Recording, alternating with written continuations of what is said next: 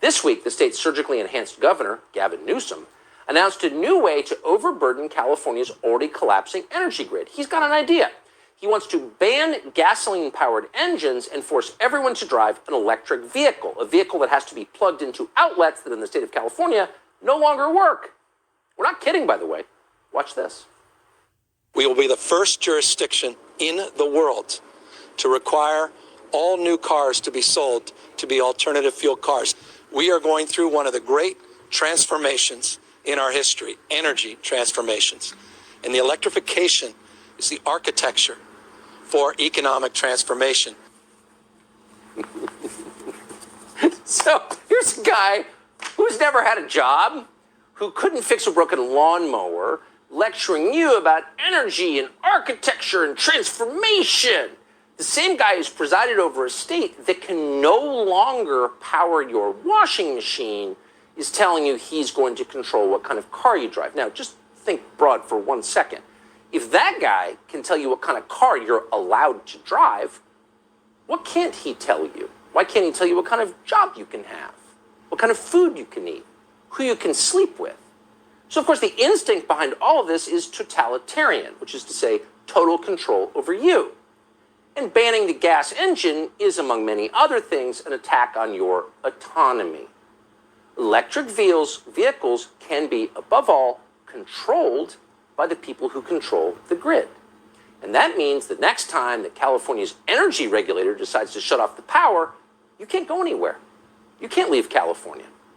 Now, that's California. So you are tempted to say, well, okay, California is beautiful, but it's obviously run by lunatics who are turning it into a third world country. So maybe this is just part of their slate of ideas to wreck the prettiest place on the planet. But no, it's not just California.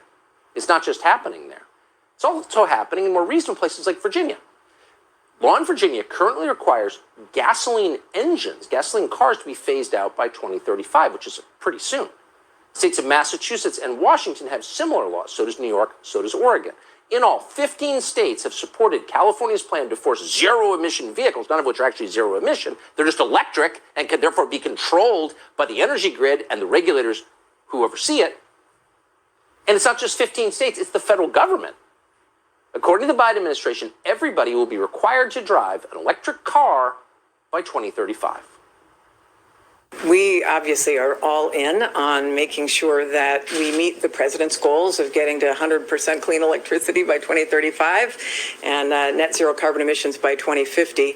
And, if you drive an electric car, this would not be affecting you, clearly. There's no reason why you have to pay $4 or $5 a gallon for gasoline when you can have an all-electric vehicle. After waiting for a long time to have enough chips in this country to finally get my electric vehicle, I got it and drove it from Michigan to here this last weekend and went by every single gas station. It didn't matter how high it was. The more pain we are all experiencing from the high price of gas, the more benefit there is for those who can access electric vehicles. A bank in Australia has announced it will be ending loans for gas vehicles. You just can't buy one. You can't finance it. The EU Parliament has just voted to support a ban on the sale of new gasoline and diesel cars beginning in 2035 in all of Europe. Now, Europe, as we told you last night, is a place where they're turning off traffic lights because they don't have enough energy to keep them on. So how is this going to work?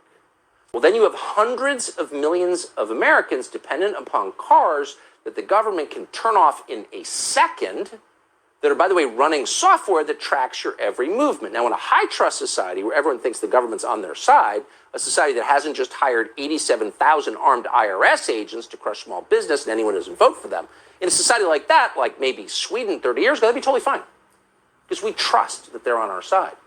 But in a country in which the President of the United States is giving a speech 2 days from now declaring half the population a criminal element, probably not a good idea to turn your vehicle over to those people. This is the vehicular equivalent of digital currency.